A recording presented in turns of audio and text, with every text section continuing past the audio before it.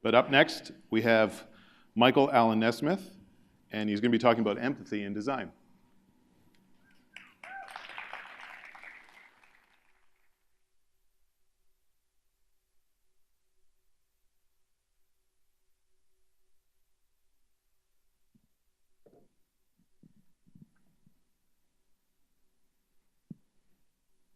Hello.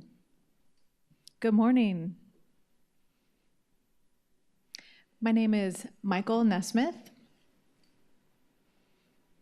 and I'm a visual designer from the Amazon Devices and Marketing team. And I've been working here for about a year and a half. I think I see some of my team here already somewhere. Are you guys here? Yep. Awesome. Good to see you. So I'd like to also introduce my interpreter, somewhere in the crowd. And her name's Priya. In the beginning, I asked the interpreting agency if they could get me a male interpreter with a voice like Morgan Freeman. And the agency told me, how about Priya? I said, okay, she's fine.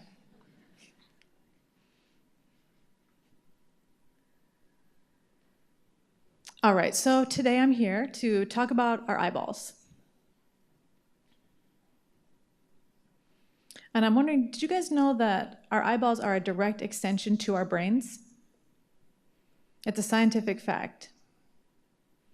All of our other senses and organs, including the ears, are connected, but they're not a direct extension to our brains.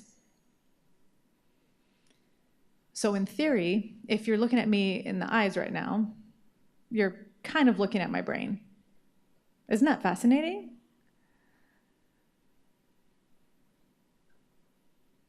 And the eyes are linked to one region in the back of our head, and that's called the occipital lobe. And that lobe is part of your visual processing center.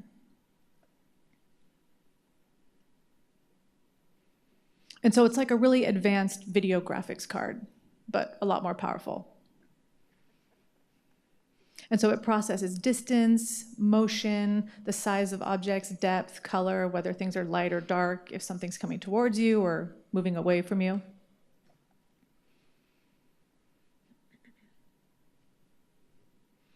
And so there's also this really cool machine, and it's called a functional magnetic resonance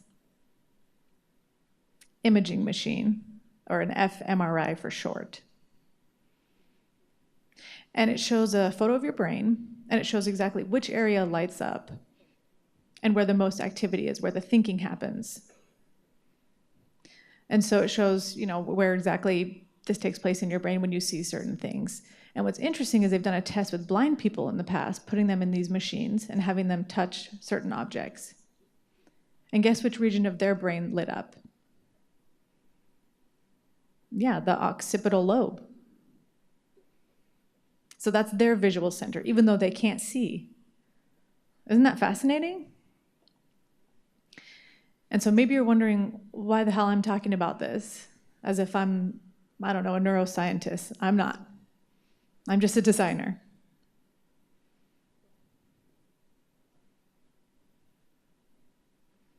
But my wife, she is a neuroeducator. And she teaches first and second grade math and science class. And she not only teaches, but she studies how kids learn, how some kids learn certain ways and other kids learn different ways, and why that is. And so she wanted to make sure that I pronounced that correctly, the occipital lobe, before I left for work this morning. And it's tough for me to pronounce, because spoken language is not my first. So often I think about this. Okay, the occipital lobe, the eyeball. How does that apply to us as designers? Imagine what designers' brains look like if you put them into an fMRI machine. I think it would probably be completely bright, lit up all the time in the back of our heads, I would assume. I'd like to see that one day. But we as designers, we see things in our environment all the time. And we're always wondering, how was that made? How can that be made better? How can I learn from that? And I do that specifically when I'm in an elevator here. You know, there's always posters, and oftentimes I look at the posters and the design and I think, how was that made? Or I think, how could I have made that better? And so we use that region of our brains as really how we make our living. That's what brings the bread home, from that region. And so we look and we see things that can be produced, but also we think about, for example, the architects right across the street over there. They're building that third tower. And I'm sure that those guys, they have that finished product already in the back of their brain, in their occipital lobe, while the rest of us, we can't visualize that quite yet. So how does this apply to me? Me as a designer, who also happens to be deaf. The first and obvious thing is I speak a very visual language, which you can see right now. Me standing on stage, and I'm using American Sign Language. And I believe that my visual language helps me a lot as a designer, but it also comes with many challenges. And often I'm reminded that my language is rich, it's a visual language. It moves literally at the speed of light, not like sound. So how do I share that information to you? And often I think about what my interpreter sees right now. She's a little bit behind me, hopefully. And so I try to think how I can slow down, how I can spell things to articulate specific English words so that what I'm thinking in my brain comes out clearly from the interpreter's voice. And so I try to think, as often as possible, I try to visualize what the interpreter sees and also what you see, well, in this case, what you hear. And I believe that empathy is the real job of a designer. And we need to empathize with our audience. And Amazon probably has the largest, broadest audience. And so how can our work make sense to them?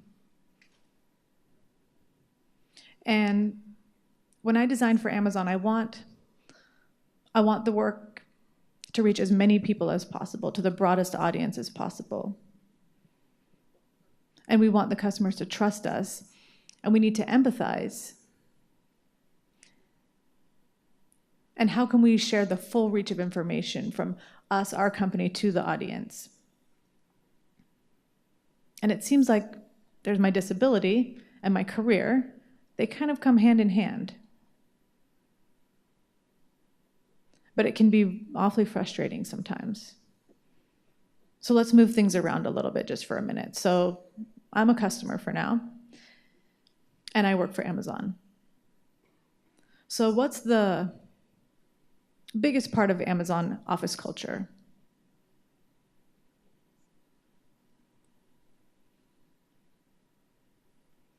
Meetings. We have meetings at least once a day. Maybe we're going to a meeting after this. Maybe you already had a meeting before. And we know how it always goes. Some people are a few minutes late. People talk over each other. Sometimes a little bit gets accomplished. It can be a little frustrating. However, for me, I usually have a pair of interpreters who take turns signing. About every 20 or 30 minutes, they'll switch back and forth.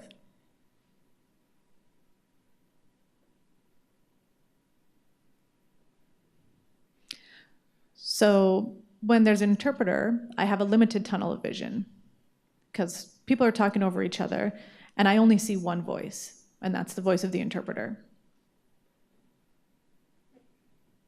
So if I sit close to the interpreter and something happens, on the screen or on the other end of the room, I'm looking at the interpreter. If I look away, I lose a stream of information. And then when I look back at the interpreter, I have to figure out the context of the conversation all over again. And so sometimes, I space out in a meeting. That happens all the time. And then I have to start all over again and try to figure out what's happening. So how do I simplify this problem and figure out a solution? What I try to do is show up to meetings a few minutes early, show up to the room, and I sit in the corner, and then I try to make the interpreter sit at the opposite end of the table. So now I have a better visual range. And I can see who's coming in, who shows up late, and I can also see the two interpreters on the other end of the table and the TV or the screen. All of that's in my range of vision.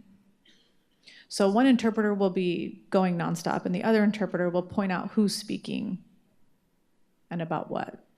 And so that's made it a little bit better. So a simple adjustment, it goes a long way. So all of us are designers, and suppose we were the room itself, and if a designer put in, let's see, a rectangular shaped table, try to think about if we were to use empathy in this situation, and if we had other deaf employees, how could the room look different? How could we do that? Maybe. Everyone has an equal field range of vision. Maybe.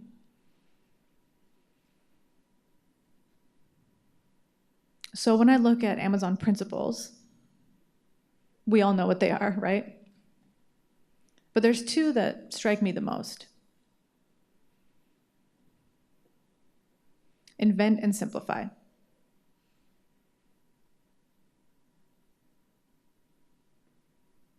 And also frugality. So we as designers, most of the time, we follow our intuition, try to keep design simple, what we believe is the best. But we can still make that better if we include empathy. And in frugality, we have a lot of guidelines, rules, brand books. Which version is this brand book? Are we working on the right one? All the dimensions, all of that. So how can we achieve empathy in that small little area?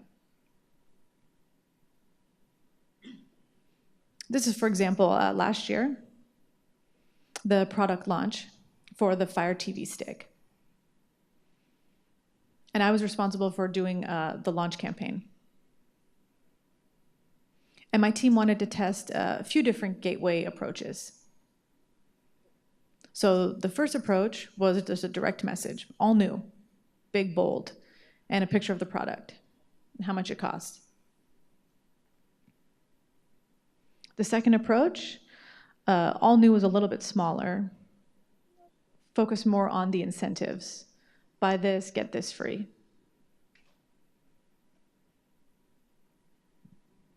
And the third approach was just showing different features, different benefits of the product, call-outs, what the product can do, this, and this.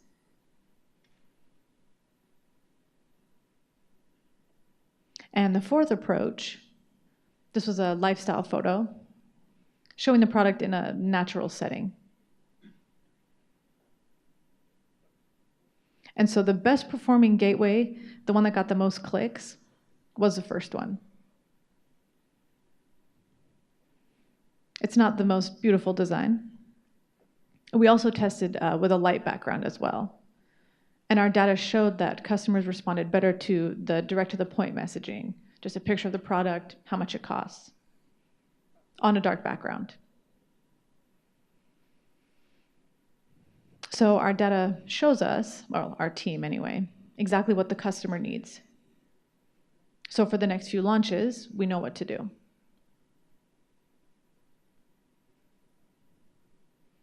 So now just take away the gateway for a moment and just look at the whole website itself. I wonder how many teams and designers were involved in making this website possible? A lot. Approximately 1,700 designers make up the Amazon community. And unfortunately for us, Most of us have never met each other, in person anyway. We all work on specific teams, and those teams are spread out doing specific services. And they all have their own data. So how can we achieve a deeper empathy for our audience? Let's go back to the eyes for a minute.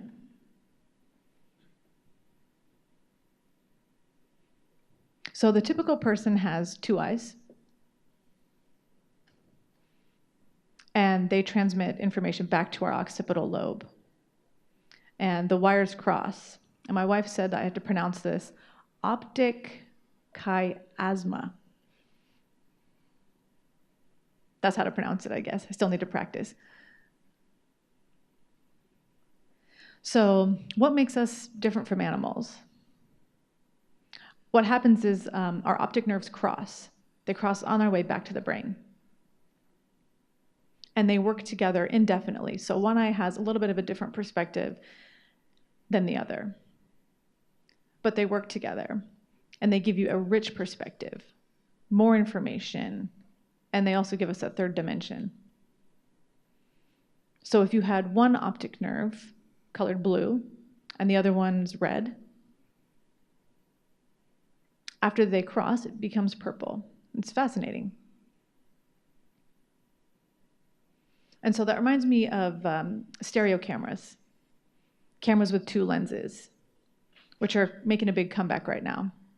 A lot of smartphones are coming out with two lenses. So with one lens, a one-lens camera, we can see this picture here. It's a nice picture, like it's a cowboy looking through a single lens. But if you were to add one more lens to the camera, you'd get a cool picture. So it's a little bit different, but makes a big difference. It's pretty cool. So what does that mean for us? We often share our work with our peers. And it's easy for us to be shut-ins with our own team and use our own data that we got internally from our team and just stay focused on that. But what if we worked together on a larger scale and shared our data with other teams and got data from other teams? What kind of new information could we gain from that? What kind of new perspective? So in theory, us as designers, we're Amazon's eyes. We are a crucial direct extension of Amazon's brain. And the more we intersect, the more we share data with each other, the more deep of a visual experience we'll be able to give our customer. And we can empathize with customers better.